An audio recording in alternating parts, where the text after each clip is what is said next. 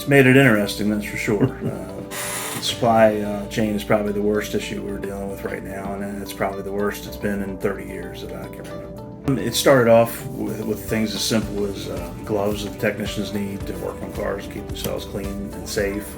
We just couldn't get them. Then the cost went through the roof, and then we've been fighting the back on that. But the long-term effect with COVID and the supply chain issues is just parts availability. The parts aren't there for us to get, and we've got cars sitting here, literally 3, 4, 5 weeks, 3 months. I've got 10 vehicles right here waiting for one particular part, and there's 55,000 on back order nationally. So the factory's stepping up production as fast as possible, but they are definitely falling behind. On our level, we end up trying to provide customers alternate transportation, to try to get some of that money back from Ford while the cars are down, and a lot of that comes out of us. It's the cost of doing business these days. Here at Toyota, we have been very fortunate. You mentioned cat converters, absolutely. That being that there's a problem with theft on cat converters, and so they're getting those in is usually taking a good 30 to 60 days. But in general, our supply chain has been just amazing. There are other brands within our group who have cars down for weeks and months at a time waiting for parts, and thankfully that's not our Toyota world. We've had a few minor back orders. We ran out of some AC filters for a short time, which seems very minor. We're just very thankful to have Toyota as our manufacturer and supplying our parts. You know what? That's an everyday deal. It's a definite challenge. We don't have a good supply of new cars to have as my rentals, so we have a new challenge. Sometimes we just have to sit down with a customer and just tell them like it is. Your car's drivable, it's safe. The fact that your cruise control doesn't work, I can't give you a car waiting for that part. Some of these parts, I've got a cruise control, for instance, they're expecting the part in November. And there's and we're just the guy in the middle stuck. So I just have to sit down and talk to the customer and just say, and I try to get some kind of goodwill type tool to use to help them out. One girl I've gotten a car payment for, because she's besides herself that she can't use her cruise control. So, sure. And I get it. I mean, she bought a new car and expects all those things to work, and GM's saying we're looking at the first week in November to get that for her. So I think the solution is typically just communication with the customer. As long as that car is safe to drive, and then a lot of the people understand, because I think a lot of people have gone to the grocery stores and seen empty shelves. So they get it, that we're not just telling stories, it's a reality that you just can't get these things. And I try to educate them that a lot of the suppliers that GM was using shut down during COVID, and they're not coming back. So now GM is in the hunt. So we've had a lot of supply chain issues just in the backorder parts. Before, my backorder parts list used to be maybe 1 page, and now I'm up to 4 to 5. We're seeing a pretty big difference in what I can get and how quickly I can get it now. So we have to be a little more creative in what we're able to do. Whether it's going into the aftermarket world, trading with dealers for the parts they have in stock for what I have as opposed to what they need, and sort of doing our best to circumvent it that way to do whatever we can to help out the customer. A lot of open dialogue amongst other dealerships and amongst even competing brands. We realize that our job is to keep the customer safe and keep them on the road. So the best thing that we can do is work with each other, and the end goal is obviously happy customers and safe cars. I mean, it's hard to get parts, We were very fortunate for a while, but now we're starting to see it. There's just certain things I can't get.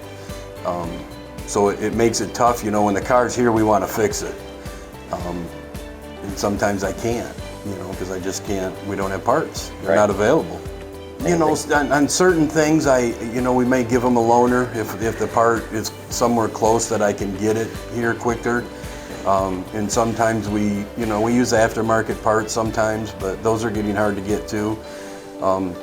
So most of the time we just ask for people to understand, and most people understand what's going on in the world, so they get it. It's not just us; it's everywhere. So that's, a lot of customers understand that helps a whole bunch.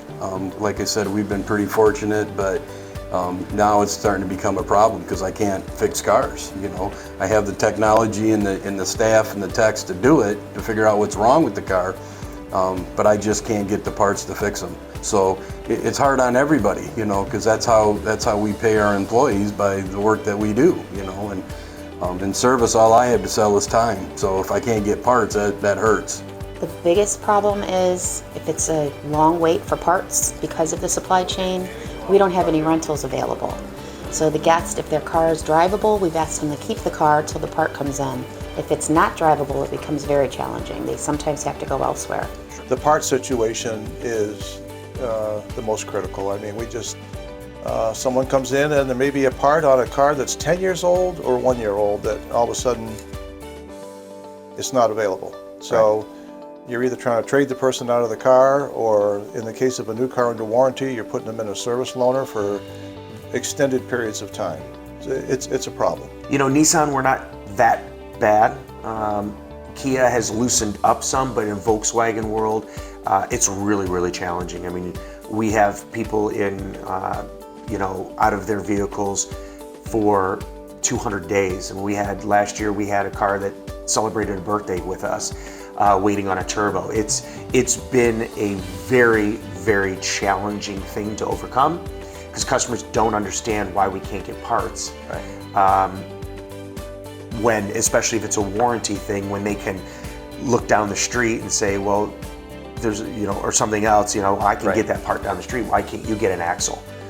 Well, because we got to get it from Volkswagen in Germany, and it's just been really challenging. So it has been the biggest obstacle to overcome, I think, this year. You know, when it comes to factory parts, there isn't much we can do besides put stuff on a red alert, which other dealers are doing. You know, we've gone through doing we have a follow-up program at Volkswagen where they have to follow up with the customer, at least keeping them in the loop. Customers are a little bit more acceptable of the delay as long as they're kept abreast of the situation, at least on a daily basis to begin with, until the customer says, just call me once a week, you know. Yeah, supply chain issues are definitely a thing that has affected us for a very long time. There's not much we can do to make it better, unfortunately. So all we do is, you know, ask the customers to be a little more patient with us. I can't imagine that anyone in this day and age doesn't realize that, hey, we've had a pandemic, things are a little slow, you're not gonna find everything you want on the shelf when you go to the grocery stores. All these things affect us in the automotive world also. The only thing that kind of helps us out a little bit is if it's something that has failed on a vehicle and it's not a safety item, then we can at least walk the guest through that, kind of let them know that we understand their frustrations and that at least it's not something safety related. It's not going to have any, you know, ill effect on them or their family or anything. And then we just make sure that we follow up when that part comes in, get a call out to that guest and get that vehicle fixed. It's as bad now as it's ever been.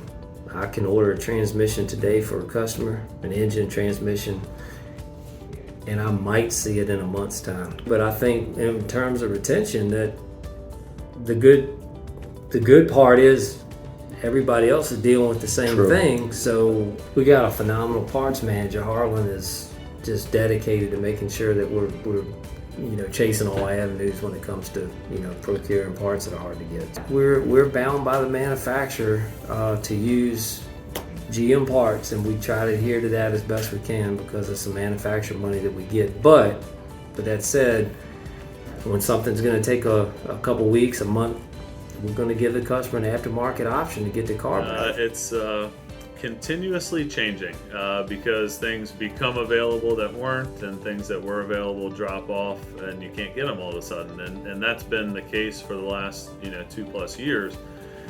And it's affected it in various different ways. I would say overall, just speaking with other people in the industry, I think we've been fortunate somewhat in vehicles being down, not drivable, waiting on parts.